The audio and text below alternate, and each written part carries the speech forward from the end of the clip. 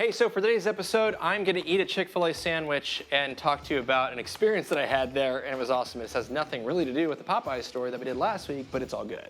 We're going to talk about customer experience and how to bring that in through marketing after the sale and why it's super important.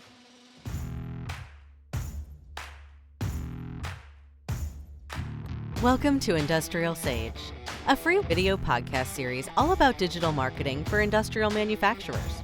Hear interviews with your peers and find out how they're solving the same challenges that you might be facing in your own field. Coming to you from the Optimum Production Studio in Atlanta, Georgia, this is IndustrialSage. So I'm going to share a quick story with you from Chick-fil-A. Again, this is completely coincidental, I think. Maybe not. Maybe it's subconscious that this happened. Last week, if you listened to last week's episode, it was on the whole Popeyes thing and the whole Popeyes and Chick-fil-A thing. And it just so happened that I went to a Chick-fil-A the day before we shot that episode, and maybe that whole thing got me thinking about Chick. Anyways, I digress. So what I wanted to share with this was a great experience that I had at Chick-fil-A, and it really got me thinking about the customer experience. I think everyone who knows about, take politics aside or whatever, all that stuff, they do an amazing job of taking kids who are shift workers, essentially, and creating an amazing experience for the customers. And there's a whole framework around it. And I think there's a lot that we can learn from it, obviously from a customer service standpoint, but even I think from a marketing and from a just how we continue to create an experience for our customers after that sale and how marketing really does influence that. And there's some crossover there that I'm going to get into on some techniques on how to do that. But before I do that, I wanted to share the story on what made me sort of think about this. So the other day, I go to Chick-fil-A. It was breakfast time, and I was going there before a meeting, and I was going to sit down, take my laptop, and do a little bit of work there. I go up to the front counter, and I go order my bowl, the whole little Chick-fil-A bowl and whatever. And I brought my little Yeti in. So a little Yeti about this big with coffee, and it was just about done. And the guy said, "Hey, can I, for your coffee, can I just fill this up for you?" And I'm thinking, oh, okay. Well, yeah, I can pour it. He's like, no, it's just super easy to take out the middleman. Let me just, I'll fill it up for you right now. Oh, that's great. And I thought, okay, that's awesome. He didn't have to do that, but that was a great little thing there. So later, a second employee, not the first one, a second one, I'm sitting down, and you know how I'm dining in. And so now what they've done is, instead of you waiting for your food, up, in front of the line, you go sit down and bring a little cone thing, and they'll bring out the food to you on a little tray. So I go sit down, get my laptop up, I'm going, and they come, they bring the food down, and I get it. I'm like, all right, thank you very much. And the guy looks at me, and he looks down at the tray and says, oh, a fork and knife. Let me get that for you. And I was like, oh, I totally forgot. Oh yeah, I got to go get a fork and knife. And I totally could have done this myself, right? But the guy looked at it and saw there was a need, and said, oh, I'm going to take the initiative to go ahead and fulfill this and go do this. Went, small thing. Went and grabbed a fork and knife for me, or a fork and a napkin for me. And I thought, oh, okay, well, that's great. Thank you very much. Then, third person, I think it was like the manager, comes in. And towards the end of the meal, I'm done. And, comes in and asks, hey, can I, sees my Yeti there, can I get you a refill? I thought, oh, well, I'm good. I really appreciate it, but thank you very much. And, those were three different interactions that I had with three different people. Two of them were high school age-ish. The other one was a manager, so a little older. But what was super impressionable to me is that, everyone talks about the whole Chick-fil-A, how they're very courteous, and they say, my pleasure. When you say, hey, thank you for this, my pleasure. But it was interesting to me is how attentive they were to my unspoken needs. So I came in, they offered solutions to some challenges that I had that were completely unspoken. And to be honest with you, it wouldn't have been that big of a deal had they not offered to, fill up my coffee or get a napkin and a knife or fork or whatever for me, or offer to refill the coffee again later. Like, honestly, though, it's not a huge deal, right? It's not like a make or break thing. But what it did is it really created a nice and great experience for me.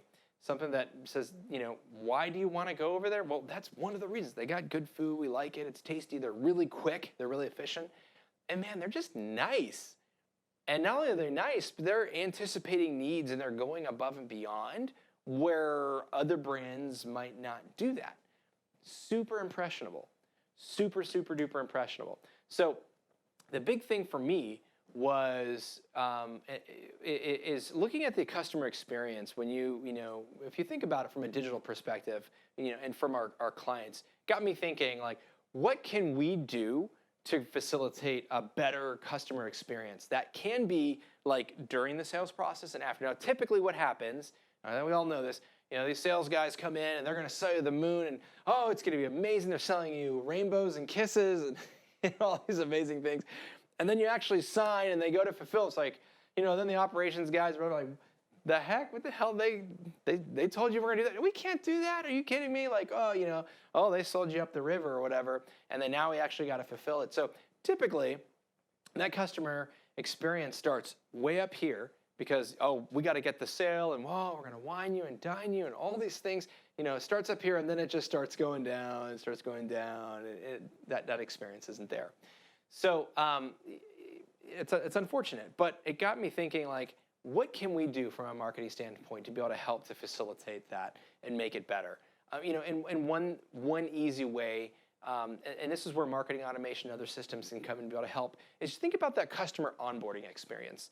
Think about when you, there's different ways to look at it. Obviously, if you're a service-based business or if you're selling products, there's still a lot of connections that we can make with this, and that's, you sell something to somebody, how do we, that handoff, if there's a handoff going from a salesperson over to an account manager or customer service team or project manager, whatever that is, what does that handoff look like? And how do we create a very seamless onboarding experience that is very marketing-esque? And what do I mean by that is, maybe you have a series of automated emails and a welcome packet and different things that you can create to make a really nice seamless transition, and anticipating the needs, like, okay, wait a minute, so let's think about this. We've got a client or customer who's coming in, they're buying this machine, and and they've already signed on the dotted line, so they're good to go. How can we create a really great, frictionless experience that we get them to buy and buy again? Because we all know, right, that you're always selling. It doesn't matter who you are in the organization, whether you're actually a salesperson or you're in marketing or you are, in the operations side, you're always going to be selling. That customer experience is massive. It's huge, right? So maybe Chick-fil-A, if they weren't as good, you'd get my business, right? But what keeps you coming back is you got a great product, and that's great, but you can't just have a great product. You have to have a great customer experience to go along with that. And that customer experience, obviously, it gets into a whole lot of other things, your speed, your reliability, communication, like all that good stuff. Marketing and market can really help to kind of like bring that in, because, if we're going to sell them one product, hopefully we're going to be selling them a lot of other things. There's a lot of other things that we could sell, again, depending on the company and what you are. So we need to keep that mentality throughout that journey. How do we get somebody from, I don't know you from Adam, to I'm going to buy from you, then be this amazing advocate for you, saying, man, these guys are amazing, they're rock stars. Not only do they have an amazing product, but geez, they made this amazing experience for me. Like, actually implementing our solution was easy, or easier. We all know that depending on the solution and things you're doing, they've got a lot of challenges. How do we smooth that out? How do we manage expectations? Maybe it's just communicating better. It's just sending a series of automated emails that say, hey, thanks so much we're super excited to be part of you. Maybe it's on video. You're introducing the account manager and then somebody's waving at you. Hey, I'm Danny and I'm going to be your account manager. I'm super excited. We're going to have a kickoff call and we're going to talk about all the different initiatives and how we're going to do this and that. And I've got all the technical documents here ready to go. And we anticipate those needs, anticipate the unspoken needs, even the ones that are going to come up because you've done this a million times. how can we create an experience where we can automate that a little bit, anticipate, make it easier for your account managers and those who are going to help, fulfill that, and just be getting in the mindset of the customer. I think that's really the big thing. And there's a lot of great tools. Email's a great thing to be able to do that, and to be able to continue to have that conversation. If they're continuously being communicated through that way, maybe on a marketing standpoint, it's having other thought leadership content or other educational content that's going to help them to either get to that next product or make sure that this product rollout does really well. With a lot of SaaS companies, so software as a service type companies, think of maybe like an ERP or some. A big issue, a big challenge that they have is once you make that sale, is making sure that adoption goes really high. So you'll see this a lot with like CRM. CRM is a really big thing. So somebody says, we're going to buy Salesforce or whatever that is, and they sell it in, and then they go, and then users don't want to use it, and whatever. And it's super important to actually implement that and have a good onboarding experience and a good implementation experience, and really a great way to be able to help people adopt the program and actually use it. And, same thing, with your product or service on there. So they spend a lot, and they invest a lot to make sure we've got emails and booklets and all these different kinds of things to be able to help make sure that actually gets used. And a lot of this has a lot of crossover from marketing. And then if we can continue to have that good experience, communicate in a way that they want to be communicated to, that's going to lead to that next sale. And we're going to continue to have that conversation. Another great thing is, let's say, having access to training content, training video content, or adoption. Again, this stuff can be used in pre-sales or post-sales. So if we know that we're going to be selling a machine and there's a lot of setup tools, what can we do as a leave behind, even if we're setting up, we're integrating, and it's going to be a 6-month integration period, and then we're going to step back, and then we can maybe there's some managed services or something there. What can we do as a leave behind to be able to say, hey, look, like here's some basic operating procedures, and it's built in a video platform. We know that when you have new employees that come in, the onboarding process for your hires and your team, we know that can be a little grueling. So we've got this great tool to be able to help facilitate that and to be able to make your experience for your employees a lot easier, so that we have less disruption throughout the business. Okay, so I look at this stuff very much from a sales and marketing lens, and you should as well, because it really is, at the end of the day, it's all sales and marketing. And yes, the importance of having that customer experience, there's crossover there. So anyways, that was just sort of my inspiration from Chick-fil-A. Thank you so much for inspiring. Thank you so much for having a well-run, well-oiled machine, pun intended. And it's really, it was really great. I'm still talking about it. This happened a couple days ago, and I'm still like, wow, that was an amazing experience. Like, these are little things that you didn't have to do. I think that's the big thing. They didn't have to do it. Absolutely not. It's not like it'd be like, oh, I had a bad experience because they didn't do this. I had a better experience because of what they did. I think that's the key. How can you create a better experience for your customers, right after that sales, after you close that deal?